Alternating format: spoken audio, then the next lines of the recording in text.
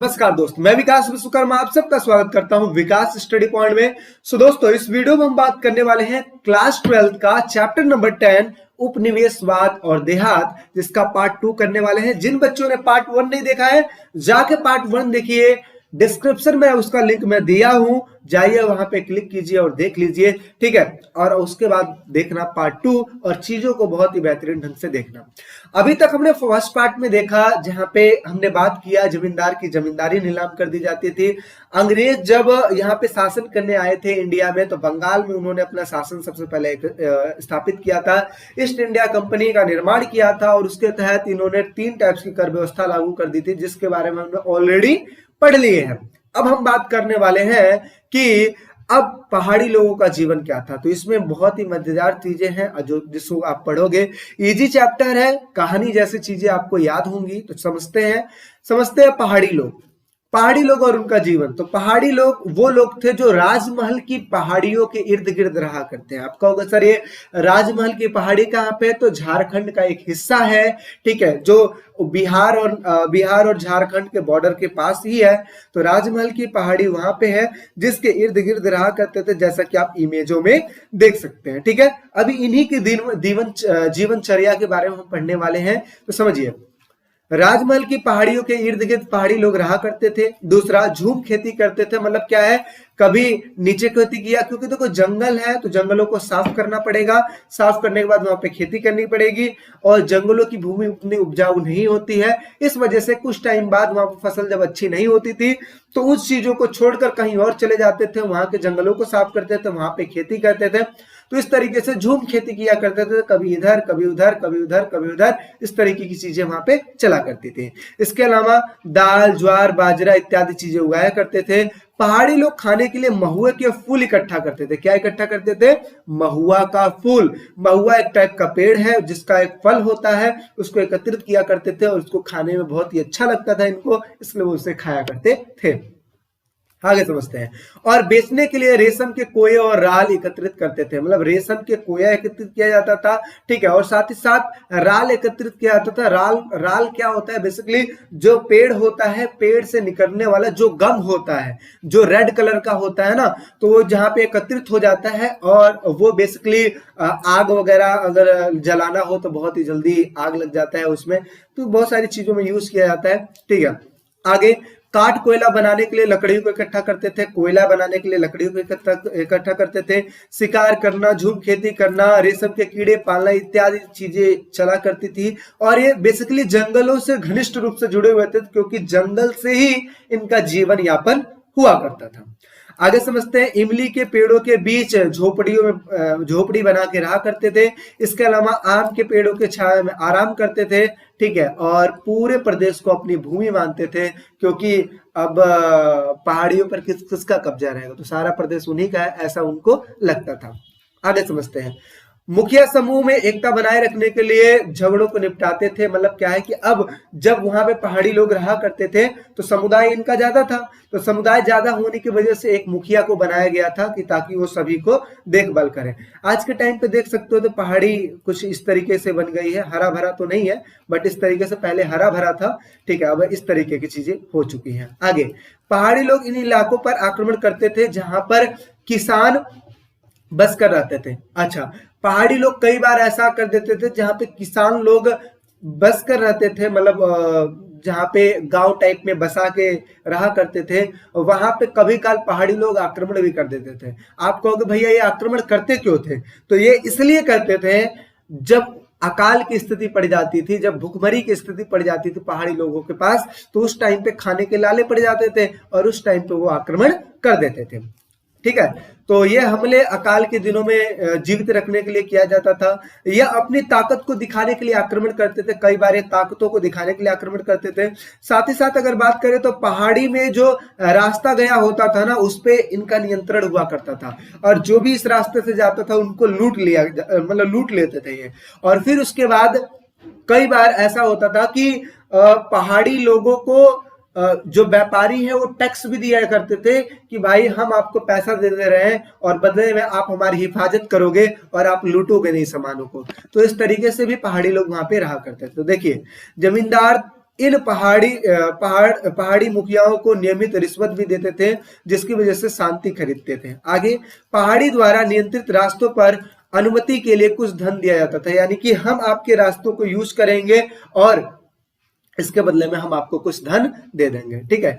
आगे, और जिसकी वजह से व्यापारियों की रक्षा की जाती थी। तो पहाड़ी लोग इस तरीके से जीवन यापन करते थे।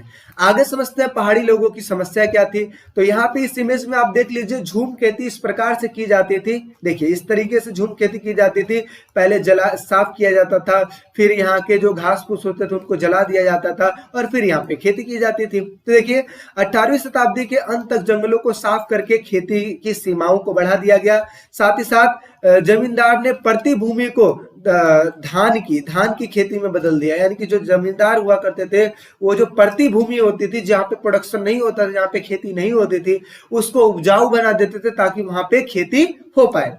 आगे, अंग्रेज चाहते थे कि जो पहाड़ी लोग हैं वो स्थायी खेती करें, लेकिन पहाड़ी लोग जो थे अस्थायी खेती नहीं करते थे, क्योंकि उनको पता था कि अगर एक जगह पे हम प्रोडक्शन करेंगे तो हम ज्यादा प्रोडक्शन नहीं कर पाएंगे। इस वजह से हम जगह जगह पे घूमेंगे, वहां की चीजों को साफ करेंगे, वहां पे प्रोडक्शन करेंगे। और एक तरीके से मान लो जो पहाड़ी लोग थे वो अस्थायी खेती करना ज्यादा पसंद करते थे, एक जगह पे फिक्स नहीं रहा करते थे। और इस वजह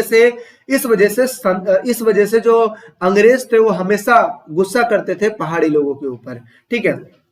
इसके अलावा अंग्रेजों ने जंगलों को उजाड़ना स्टार्ट कर दिया। इसके अलावा जंगलवासियों को असभ्य तथा बर्बर इत्यादि मांगते थे, ठीक है। इसलिए अंग्रेजों ने सोचा कि स्थायी जंगल को साफ करके स्थायी खेती करनी चाहिए, यानी कि जो जंगल है उसको साफ करो, वहां पे खेती करना स्टार्ट करते हैं, ठीक है। आगे, जंगली लोगों को असभ्य एवं पालतू माना जाता था, शिकार का काम छुड़वाकर स्थायी खेती में लगाना। अंग्रेज ये चाहते थे वो शिकार ना करे, बदले में वो खेती करना शुरू कर दे। आगे, जैसे स्थायी कृषि का विस्तार हुआ, जंगल चारागाह छोटे होने लगे। जाहिर सी बात है छोटे होंगे, जगह जगह को अगर आप साफ करते चले जाओगे तो पेड़ पौधे तो वैसे ही कम हो जाएंगे, एक टाइम पे आएगा पेड़ पौधे खत्म ही हो जाएंगे। तो वही चीज लिखा है। आगे, अब पहाड़ी लोग ज्यादा गांव में हमले करते थे, अनाज तथा पशु झपट लेते थे, यानी कि अब जो पहाड़ी लोगों का जब जीवन थोड़ा सा खतरे में आ गया तो वो अधिकतर गांव में आक्रमण करते थे। और इसके साथ साथ किसानों के गांव में आक्रमण करके वहां के पशुओं को झपट लेना, वहां के अनाजों को लूट लेना इत्यादि काम वहां पे चला करता था, ठीक है। नेक्स्ट समझते हैं। 1770 के दशक में अंग्रेजों ने क्रूर नीति अपनाई थी और शिकार और संहार करने लगे थे, और पहाड़ी लोगों का मतलब शिकार और संहार करने लगे थे। और जिसकी वजह से 1780 में भागलपुर के कलेक्टर ने शांति स्थापना की नीति डाली, जिसके अनुसार मुखिया को वार्षिक भत्ता दिया जाएगा, बदले में पहाड़ी लोगों को चाल चलन ठीक करने को कहा गया। देखिए, आगे चल के जब पहाड़ी लोग मना कर दिए कि मुझे अस्थायी खेती नहीं करना है, तो जो अंग्रेज थे उन्होंने उन पे बहुत ही ज्यादा क्रूर नीति अपनाई। अब इसकी वजह से पहाड़ी लोग भी भड़क गए। आगे चल के क्या होता है कि भागलपुर के कलेक्टर ने शांति स्थापना करने के लिए पहाड़ी लोगों को कहा कि आप पहाड़ी लोग कहीं आक्रमण नहीं करोगे, अपना जीवन भरण पोषण ऐसे ही करोगे, ठीक है, आप कहीं आक्रमण नहीं करोगे, बदले में आपको कुछ ना कुछ पैसा दिया जाएगा, ठीक है। अब पहाड़ी लोगों के जो कुछ मुखिया होते थे उन्होंने उनकी बातों को मान लिया, और कुछ मुखिया थे जो उन्होंने कहा कि नहीं, मुझे आपकी बातों पर बिल्कुल ही विश्वास नहीं है, क्योंकि अंग्रेज कभी कुछ बोलते थे कभी कुछ बोलते थे। अब इसके बाद हुआ यूं कि जब उन्होंने मानना अस्वीकार कर दिया, अब जो भी मुखिया पैसा लेता था अंग्रेजों से, तो वहां के जो पहाड़ी लोग थे वो विद्रोह कर देते थे उस मुखिया के खिलाफ और मुखिया को निकाल दिया जाता था। यानी कि अगर मोटा मोटी कहें तो पहाड़ी लोग ये चाहते थे कि ये हमें पैसा ना दे और हम जैसे चल रहे हैं वैसे चलेंगे, ठीक है, और अंग्रेजों के खिलाफ हमेशा हम मुकाबला करेंगे। क्योंकि आगे चल के एक और चीज हुआ कि यहाँ पे संथालों का आगमन हो गया था 1780 में, ठीक है ना। 1780 में संथालों का आगमन हो गया था, और जिसकी वजह से पहाड़ी लोगों का जो जीवन था वो थोड़ा सा खतरे में आ गया था। तो देखिए, तो चलिए देखते हैं संथाल लोगों के बारे में। अगर देखें तो संथाल कुछ इस तरीके से दिखा करते थे। 1780 में इनका आगमन हुआ था, इसलिए हुआ था ताकि ये एक तरीके से समझ लो संथाल लोग दिहाड़ी के मजदूर हुआ करते थे, जिसकी वजह से जो जमींदार हुआ करते थे वो उनको बुलाते थे खेती करने के लिए। साथ ही साथ अंग्रेज इन लोगों को बसने का न्योता दिए, कहां पे, जहां पे पहाड़ी लोग रहा करते थे वहां पर बसने का न्योता दिए और पहाड़ी लोगों को निर्देश दिया गया कि आप थोड़ा सा ऊपर शिफ्ट हो जाओ, नीचे जो एरिया है वहां पे संथाल लोग रहेंगे, स्थायी खेती करेंगे। और आगे चल के पहाड़ी लोगों का जीवन थोड़ा खतरे में आ गया, पहाड़ी लोगों को ऊपर भेजा गया, संथाल नीचे रह के खेती किया करते थे। इस तरीके की चीजें यहाँ पे चला करती थी। अब जब संथाल लोग यहाँ पे आए तो आपको पता है जैसे मजदूर काम करते हैं पैसों के लिए, पूरा दिन भर मेहनत करते हैं, ऐसे संथाल लोग पूरा मेहनत करते थे, जंगलों को साफ करते थे, वहां पे हल का प्रयोग करके वहां पे खेती करते थे, जितनी ताकत होती थी उतना यूज करते थे। मतलब एक तरीके से अगर कहा जाए तो संथाल लोग जितनी हिम्मत होती थी उस हिम्मत को यूज करके फसल को मतलब उत्पादन करते थे और जिसकी वजह से फसल उत्पादित अच्छी हो पाती थी। अब अंग्रेजों ने दिमाग लगाया कि अगर फसल अच्छी हो रही है तो जाहिर सी बात है टैक्स लेना ही है। तब संथालों से वो टैक्स लेना शुरू कर दिए। बदले में कुछ नियम कानून भी उन्होंने लागू किया था। तो ये जितनी भी चीजें मैंने आपको बताई सारे की सारी चीजें इसमें लिखी हुई है। इसमें कहा कि ये भी बताया गया है कि जहां पे पहाड़ी लोग अस्थायी खेती करते थे वहीं पे स्थायी खेती करने के लिए संथालों को बसाया गया था। जहां पे पहाड़ी लोगों को असभ्य बोला गया, बर्बर बोला गया, इसलिए क्योंकि उनकी बातें नहीं मान रहे थे, मतलब पहाड़ी लोग बातें नहीं मान रहे थे अंग्रेज की, वही संथाल लोग बिल्कुल ही विनम्र हुआ करते थे। जो अंग्रेज बोलते थे वही सारा काम पहाड़ी संथाल लोग किया करते थे। इस वजह से संथाल सबसे ज्यादा अच्छा थे अंग्रेजों के नजर में। ठीक है ना। तो इस तरीके की चीजें इसमें है। नेक्स्ट बात करते हैं, संथालों को जमीन देकर राजमहल की तलहटी में निवास करने के लिए राजी कर लिया गया। 1832 तक भूमि के एक बड़े क्षेत्र को दामिनिको के सीमांकन के रूप में इस चीज को किया गया था, सीमांकित कर दिया गया था। यानी कि जहां तक संथालों को जमीन दिया गया था, जहां जहां तक, वहां पे एक सीमा डिसाइड कर दी गई और इसी को दामिनिको का नाम दिया जाता है। अब देखिए यहाँ पे 1 नंबर के क्वेश्चन में पूछा जा सकता है कि दामिनिको क्या है। तो दामिनिको बोलते बेसिकली उसे है जहां पे संथाल लोगों का जमीन होता था, उसी को दामिनिको बोलते हैं। धीरे धीरे करते करते संथाल लोग विस्तृत होते चले गए, बढ़ते चले गए। अब पहाड़ी लोगों को थोड़ा सा और ऊपर शिफ्ट होना पड़ गया और इस तरीके से संथाल लोग पूरा विस्तृत हो गए थे। ठीक है। हल चलाकर ये खेती करते थे, स्थायी खेती किया करते थे। ठीक है। इसके साथ साथ अगर मैं बात करूं तो अनुदान पत्र एक साइन करवाया गया था संथालों से और इसमें कहा क्या गया था, ये कहा गया था कि 10 साल के अंदर अंदर आपको जितनी भी भूमि दी जा रही है उसका 10वां हिस्सा और अधिक आपको साफ करना है और वहां पे खेती करनी है।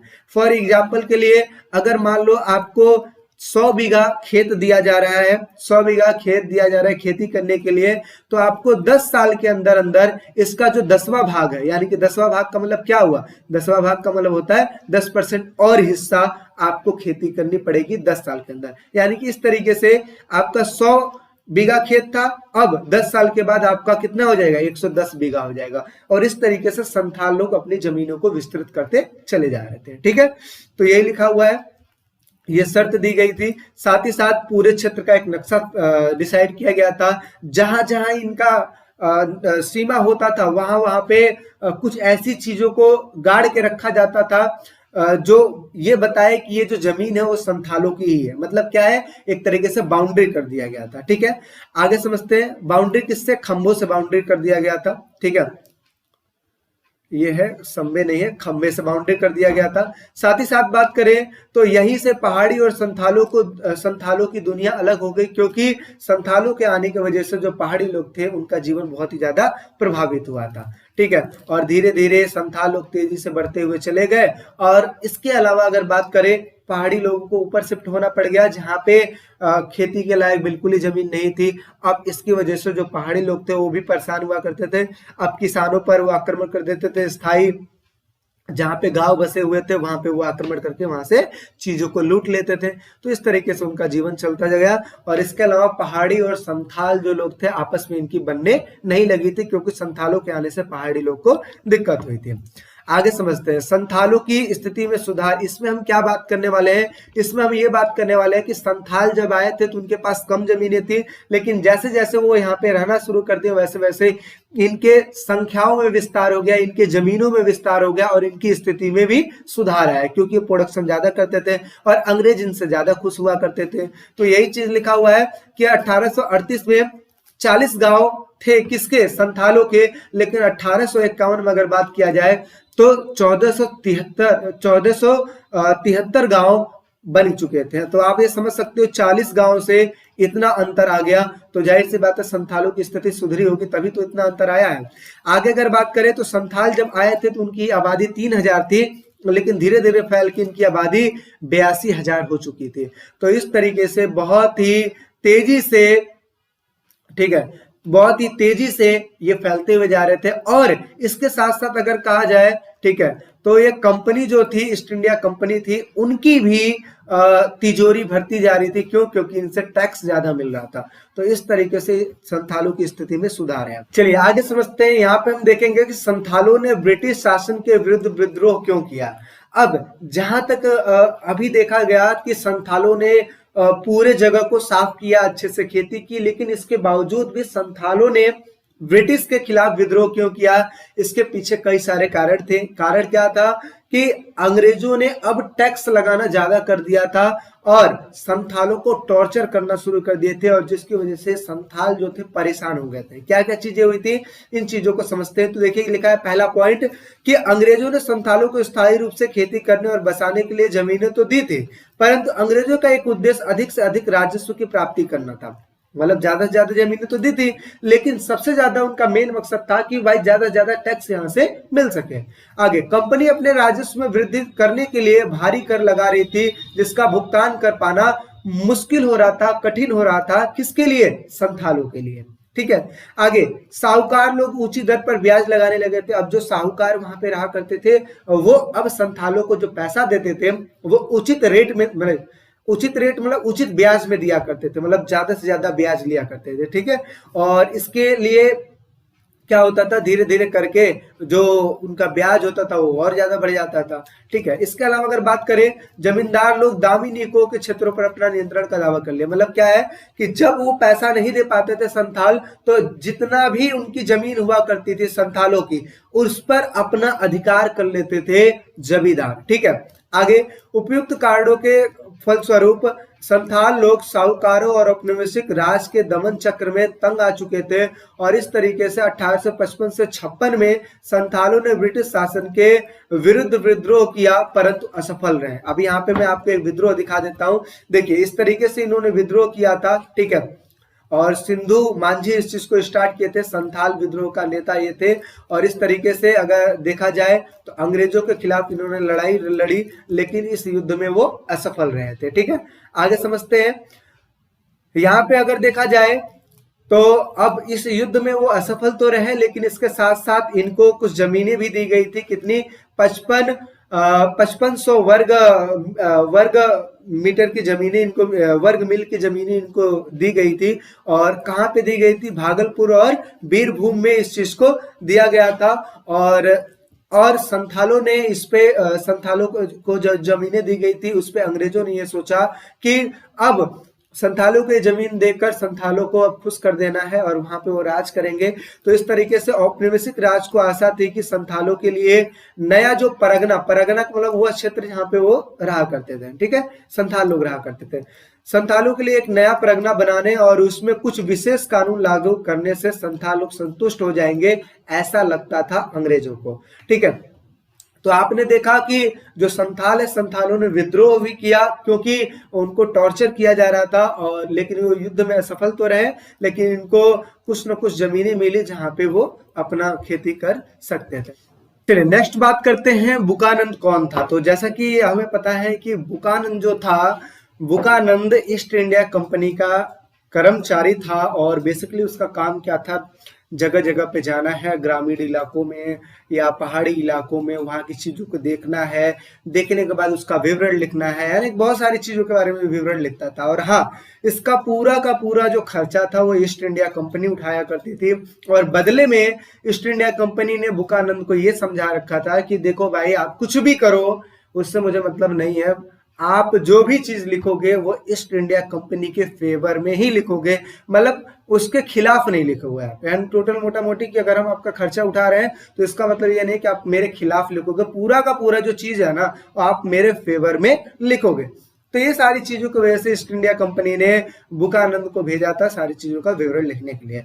तो इन्होंने विवरण लिखा तो इनको साफ ही साफ ये हिदायत दी गई थी कि उनको क्या देखना है, क्या ढूंढना है और क्या लिखना है।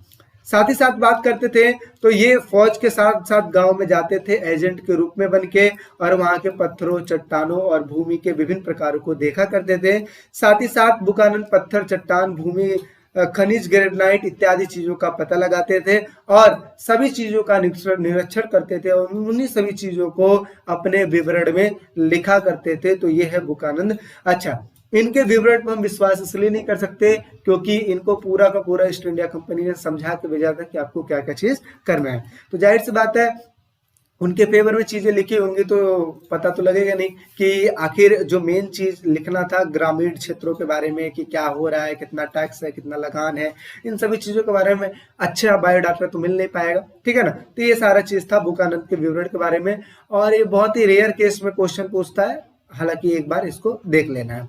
नेक्स्ट देख लेते हैं कि बंबई, देखिए लिखा है दक्कन बंबई के रैयत ऋणदाताओं के प्रति क्रुद्ध क्यों है। तो इसका अब मैं दो चीज बताने वाला हूँ। सबसे पहले चीज तो लड़ाई क्यों हुई और दूसरी चीज उसके कारण क्या हुए। तो सबसे पहले मैं बात करते हैं लड़ाई की।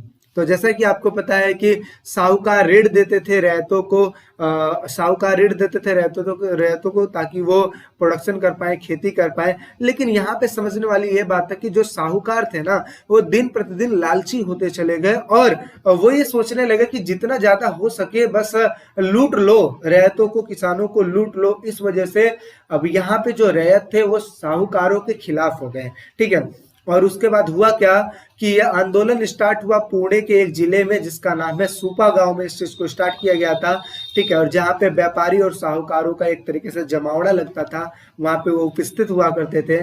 12 मई 1875 को आसपास के जो रैयत थे वो सारे के सारे एकत्रित हो गए और एकत्रित होने के बाद साहूकारों से बही खातों की मांग की गई। यहाँ तक कि जितना भी अभी तक का जितना भी उन्होंने ऋण दिया इन सभी चीजों का एक तरीके से हिसाब किताब लेना रैयतों ने स्टार्ट कर दिया। और जब साहूकारों और व्यापारियों ने उस चीज को मना किया तो उसके बाद इन्होंने क्या किया, इन्होंने उनके बही खातों को जला दिया, अनाज की दुकानों को लूट लिया, साथ ही साथ उन पर आक्रमण कर दिया गया। और ऐसा भी कहा जाता है कि साहूकारों के घरों को भी जला दिया गया था। तो ये सारा चीज हो गया था और धीरे धीरे करके आंदोलन जो है 6500 वर्ग किलोमीटर तक ये फैल चुका था। अब यहाँ पे समझने वाली बात है कि आखिर ये आंदोलन हुआ क्यों।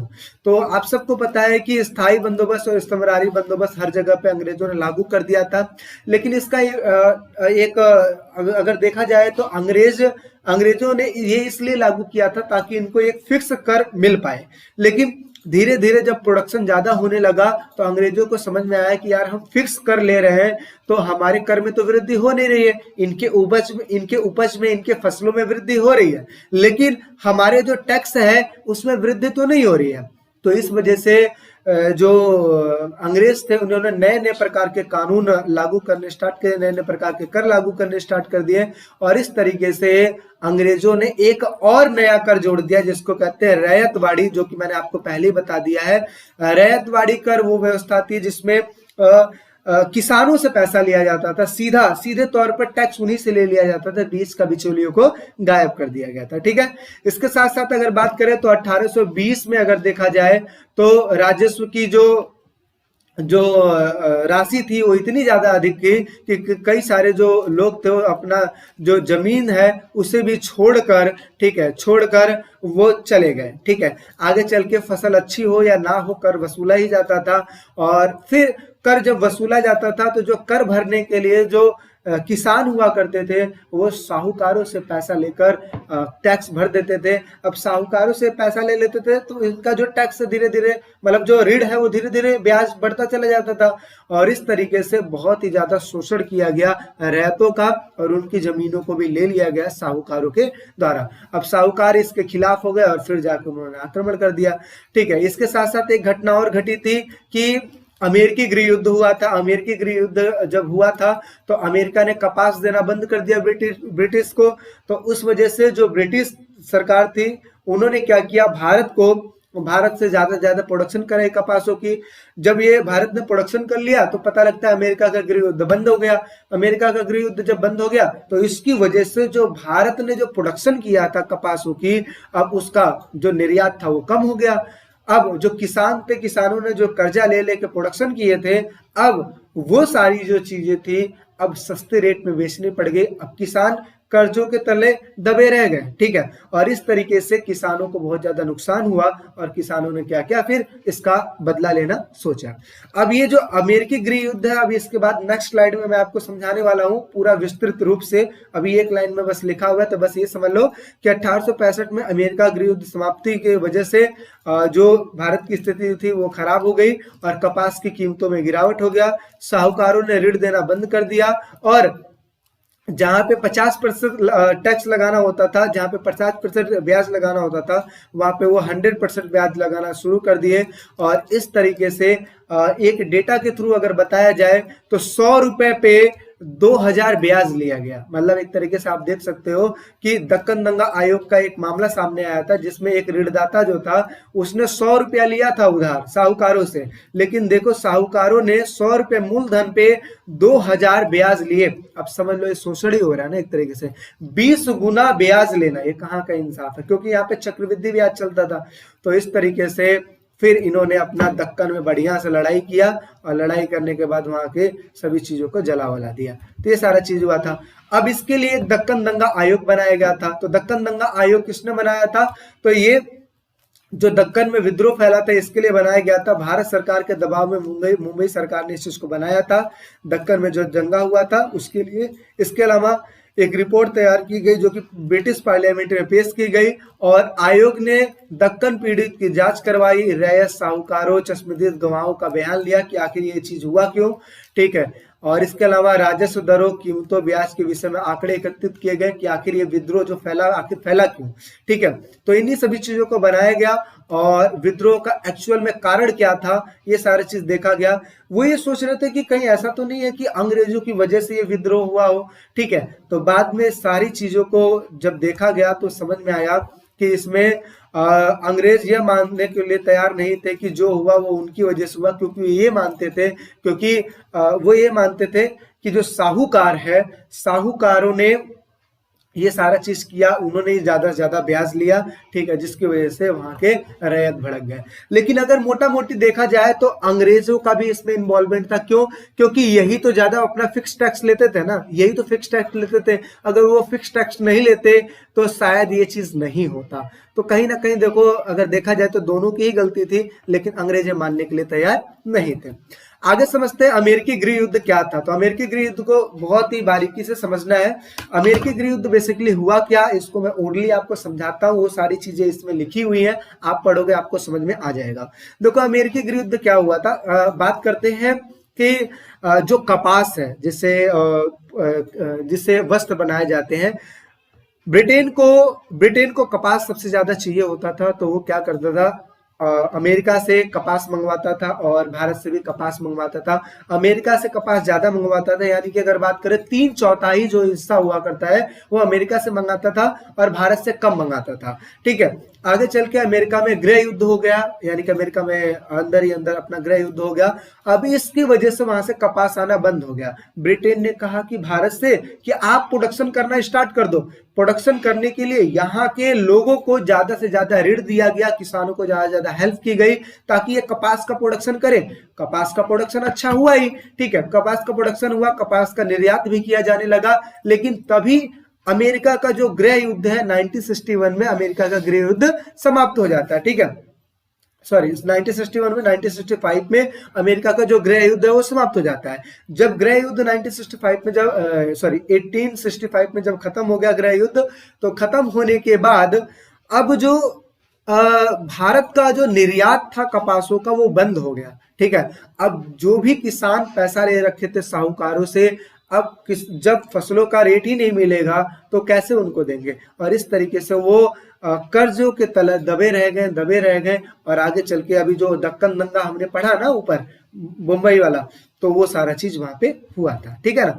तो इसके अलावा जैसा कि मैंने आपको बताया था वो कपास वाला, जिसमें ये वाला चीज जो मैंने आपको बताया था ना अभी कि 100 रुपए पे 2000 इन्होंने ब्याज लिया था। तो इस तरीके की चीज वहां पे देखने को मिली और इस तरीके से अमेरिका में गृह युद्ध समाप्त होने की वजह से कुछ अच्छी भी चीजें हुई। अच्छी चीजें क्या हुई, जब तक अमेरिका में गृह युद्ध चल रहा था तब तक इंडिया के जो किसान थे उन्होंने अपना कपास बहुत ही तेजी से बेचा, लेकिन जैसे ही अमेरिका का गृह युद्ध समाप्त हुआ वैसे ही जो किसान थे, किसानों की फसलें खराब होती चलेगी, कम रेटों पे खरीदा गया और इसकी वजह से वो टैक्स भी नहीं दे पा रहे थे। तो ये सारा चीज हुआ। तो देखिए बुरा प्रभाव क्या था, तो अमेरिका गृह युद्ध के दौरान कपास में तेजी में छोटे किसानों का अत्यधिक ऋण हो गया था। 1865 में जब युद्ध समाप्त हुआ तो कपास की मांग घटना शुरू हो गई, यानी कि निर्यात कम हो गया। व्यापारी साहूकारों ने लंबे समय तक ऋण देना कम कर दिया और बकाया राशि लगाने लगे। पहला राजस्व बंदोबस्त 1820 और 1830 के दशकों में 3 वर्षों के लिए किया गया था। अब दोबारा नए बंदोबस्त में 50 से 100% बढ़ा दिया गया, यानी कि एक बंदोबस्त यानी कि एक कर लागू किया गया था जिसको कहा गया था कि 3 सालों तक बदला नहीं जाएगा, लेकिन फिर धीरे धीरे करके 3 साल के अंदर ही उस चीज को चेंज कर दिया गया और इस प्रकार निर्यात में कमी, कीमतों में गिरावट, ऋणों का न मिलना, राजस्व में वृद्धि से रैयत पर बहुत ही ज्यादा बुरा प्रभाव पड़ा और एक और ऋण का स्रोत सूखता गया और दूसरी ओर राजस्व की मांग बढ़ने लगी। और इन सभी चीजों को लेकर आगे चल के जो दक्कन में जो दंगा हुआ था, ये इन्हीं सभी चीजों का प्रभाव देखने को मिला। ठीक है, अब यहाँ का एक तरीके से एक चीज और पढ़ लेते हैं, टॉपिक है अन्याय का अनुभव। इसमें आपने देखा कि जो संथालों के साथ अन्याय किया गया, जो पहाड़ी लोगों के साथ अन्याय किया गया, जो रैयतों के साथ अन्याय किया गया, उन सभी चीजों के बारे में लिखा गया है। जैसे कि वही जो पीछे मैंने बताया 100 रुपए पे 2000 ब्याज ले लेना। इसके अलावा जब जरूरत पड़ती थी पैसों की तो साहूकार देने से मना कर देते थे, जब जरूरत नहीं होती थी तो वो ऋण देते थे। तो इस तरीके की घटनाएं होनी शुरू हो गई। इसके अलावा टैक्स लेने के लिए नए नए प्रकार की व्यवस्था, एक तरीके से पूरा अगर देखा जाए तो शोषण किया गया। ठीक है, तो इन सभी चीजों के बारे में इसमें लिखा हुआ है, एक बार आप पढ़ेंगे आपको समझ में आ जाएगा। नेक्स्ट समझते हैं पांचवी रिपोर्ट। तो पांचवी रिपोर्ट बेसिकली थी ये कि ब्रिटिश सरकार इंडिया में काम कैसे कर रही थी। ठीक है, उसके पूरे चाल चलन को, उसके पूरे कामकाज को देखने के लिए पांचवी रिपोर्ट तैयार की गई थी। तो यह रिपोर्ट 1813 में ब्रिटिश संसद में पेश किया गया था। इसमें भारत ईस्ट इंडिया कंपनी के प्रशासन और क्रियाकलापों का वर्णन किया गया था, यानी कि वो कैसे कैसे कार्य की गई थी, उन सभी चीजों का वर्णन किया था। और इस रिपोर्ट को 1002 पृष्ठों में प्रकाशित किया गया था और 800 से अधिक पृष्ठों में परिशिष्टों के थे, जिसमें जमींदारों, रैयत के प्रार्थना पत्र और विभिन्न जिलों के कलेक्टरों के रिपोर्ट, राजस्व, यानी कि अगर एक तरीके से देखा जाए तो सभी के विवरणों को देखा गया था, जमींदारों के, रैयतों के, कलेक्टरों के, सबके विवरण को एकत्रित करके तब जाके पेश किया गया था 1813 में ब्रिटिश संसद में। ठीक है, कि इस हिसाब से यहाँ पे कंपनी काम कर रही है। ठीक, इसके अलावा अगर देखा जाए तो ये जो पांचवी रिपोर्ट थी, पांचवी रिपोर्ट में बहुत सारी फेक न्यूज भी डाली गई थी जो ईस्ट इंडिया कंपनी थी उसके खिलाफ। ठीक है, क्योंकि सब लोग गुस्से में थे और उन्होंने बढ़ा चढ़ा के चीजों को बताया। उन्होंने कहा जमींदार की जमींदारी को नीलाम कर दिया जाता था, इतने ज्यादा क्रूर अंग्रेज थे यहाँ के। ईस्ट इंडिया कंपनी इतनी बेकार थी कि जमींदार की जमींदारियों को नीलाम कर दिया जाता था। हालांकि अगर देखा जाए तो जमींदार अपनी जमींदारी को तरकीब लगा के बचा लेते थे, लेकिन इन सभी चीजों का जिक्र पांचवी रिपोर्ट में किया गया था। ठीक है, तो आप समझते हैं लिखने का कारण क्या था पांचवी रिपोर्ट को। तो पांचवी रिपोर्ट को लिखने का कारण यह था कि ब्रिटिश सरकार ने यहाँ पे कब्जा तो की थी, लेकिन इसका सिर्फ और सिर्फ फायदा ईस्ट इंडिया कंपनी को हो रहा था, पूरे इंग्लैंड को फायदा नहीं हो पा रहा था इन सभी चीजों से। इस वजह से देखिए क्या लिखा है, 1860 के दशक में भारत में ईस्ट इंडिया कंपनी के शासन की स्थापना के पश्चात इंग्लैंड के इनके कार्यों की आलोचना की गई थी, यानी कि ईस्ट इंडिया कंपनी के कार्यों की बहुत ही ज्यादा आलोचना यानी कि बुराई की गई थी कि पता नहीं क्या कार्य कर रहे हैं, क्या नहीं कर रहे हैं, सारी जनता असंतुष्ट है, ये सारा चीज। कुछ वर्ग कंपनी को भारत तथा चीन के व्यापार के एकाधिकार का विरोध कर रही थी, यानी कि कुछ लोग ये थे, वो ये कहते थे कि जो ईस्ट इंडिया कंपनी है ना, वो भारत और चीन पे पूरा कब्जा करके रखी है और व्यापार को अपने हिसाब से चला रही है। ठीक है, तो वो आलोचना कर रहे थे, वो कह रहे थे कि आखिर इनको अधिकार दिया कौन है कि सिर्फ आप ही व्यापार करोगे। सबको अधिकार मिलना चाहिए ना। इंग्लैंड में जितने भी कंपनी है, जितने भी लोग हैं, सबको अधिकार मिलना चाहिए कि ताकि वो व्यापार कर पाए। तो इस वजह से वो ये कह रहे थे कि अगर ये किसी फरमान में लिखा हुआ है ना, फरमान यानी कि किसी उसमें लिखा हुआ, दस्तावेज में लिखा हुआ है कि सिर्फ अधिकार सिर्फ इन्हीं को दिया जाए, तो उस चीज को फाड़ के फेंक दो। इसलिए क्योंकि सिर्फ सिर्फ ईस्ट इंडिया कंपनी को ही अधिकार नहीं होना चाहिए, बल्कि सबको होना चाहिए भारत और चीन के साथ व्यापार करने का। तो ये सारी चीज इसमें लिखा हुआ था, जो कि 5वीं रिपोर्ट में सारी बातों का जिक्र किया गया था।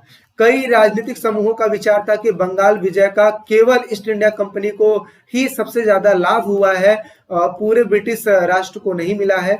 कंपनी की कुशासन और व्यवस्थित प्रशासन के विषय में सूचनाएं इंग्लैंड से मिल रही थी और यह चर्चा का विषय बन चुका था कि समाचार पत्रों में कंपनी के क्रियाकलापों का, मतलब इंग्लैंड में जितना पत्र था, जितने भी समाचार पत्र थे, उनमें ईस्ट इंडिया कंपनी के बारे में गलत गलत अफवाहें सारी फैलाई जा रही थी कि ईस्ट इंडिया कंपनी ये कर रही है, वो कर रही है। ये सारी चीजें 5वीं रिपोर्ट में लिखी गई थी।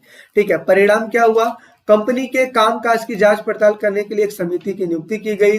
5वीं रिपोर्ट के एक ऐसी रिपोर्ट थी और इस रिपोर्ट 5वीं रिपोर्ट एक ऐसी ही रिपोर्ट थी और इस रिपोर्ट के आधार पर कंपनी के कामकाज को संसद में बहुत ज्यादा चर्चा किया गया। उपयुक्त कारणों के फलस्वरूप 18वीं शताब्दी के अंतिम दशकों में कई सारे अधिनियम पारित किए गए और जिसके अंतर्गत कंपनी को बाध्य किया गया कई सारे कामों को ना करने के लिए, और वह भारत के प्रशासन के विषय में नियमित रूप से अपनी रिपोर्ट भेजा करे। मतलब एक तरीके से ईस्ट इंडिया कंपनी पे दबाव डाला गया कि आप नियमित रूप से हमेशा हमें रिपोर्ट बार बार भेजा करो कि आप क्या काम कर रहे हो, क्या काम नहीं कर रहे हो। ये ईस्ट इंडिया कंपनी को हिदायत दी गई थी 5वीं रिपोर्ट के थ्रू। अब इसके महत्व को थोड़ा देख लेते हैं। तो 5वीं रिपोर्ट एक महत्वपूर्ण स्रोत था और इसमें ग्रामीण बंगाल की घटनाओं की जानकारी प्राप्त होती है, परंतु इस रिपोर्ट को पूर्णतः सत्य नहीं माना जा सकता है क्योंकि इसको लिखवाने के वाले पक्षपात रहित नहीं थे। मतलब पक्षपात रहित मतलब एक तरीके से इसको जो लिखने वाले लोग थे ना, वो ईस्ट इंडिया कंपनी के विरोधी थे। उन्होंने ईस्ट इंडिया कंपनी के बारे में बहुत सारे बढ़ा चढ़ा के गलत चीजें 5वीं रिपोर्ट में लिख रखी थी। तो वे कंपनी के कार्यों के आलोचक थे, यानी कि गलती निकालने वाले थे। वे कंपनी की शक्ति को नियमित और नियंत्रित करना चाहते थे। अतः इस रिपोर्ट को बिना आलोचकों के स्वीकार नहीं किया जा सकता था क्योंकि इसमें परंपरागत जमींदारी सत्ता के पतन का वर्णन बहुत ही बढ़ा चढ़ा के किया गया था, जबकि जमींदार नए नए तरीके निकाल लेते थे अपनी जमींदारी को बचाने के लिए। तो इस तरीके की चीजें 5वीं रिपोर्ट में लिखी गई थी। तो ये सारा चीज पेश किया गया था ब्रिटिश पार्लियामेंट में 1813 में और इस तरीके से आपका चैप्टर हो जाता है पूरा का पूरा ओवर। जहाँ पे हमने क्या क्या चीज पढ़ा है एक बार और चेकआउट कर लेते हैं क्या क्या चीज हमने पढ़ा। तो यहाँ पे अगर देखने वाली बात है, सबसे पहले हमने पढ़ा पहाड़ी लोगों के बारे में, पहाड़ी लोग और उनका जीवन। फिर हमने पढ़ा पहाड़ी लोगों के लिए समस्याएं कौन कौन सी थी। फिर हमने पढ़ा संथालों का आगमन कैसे हुआ। फिर हमने पढ़ा कि संथालों की स्थिति कैसे सुधरी। फिर हमने पढ़ा संथालों ने ब्रिटिश सरकार के विरुद्ध क्यों विद्रोह कर दिया। फिर हमने यहाँ पे देखा बुकानन की स्टोरी, ठीक है। फिर हमने देखा कि दक्कन में कैसे रियायतों ने ऋणदाताओं के खिलाफ लड़ाई लड़ी। फिर हमने देखा इसके कौन कौन से कारण हैं। फिर दक्कन दंगा आयोग, अमेरिका का गृह युद्ध और इसके अलावा अन्याय का अनुभव और 5वीं रिपोर्ट, ये सारे चीज हमने देख लिया। और इस तरीके से आपका जो चैप्टर होता है वो हो जाता है ओवर।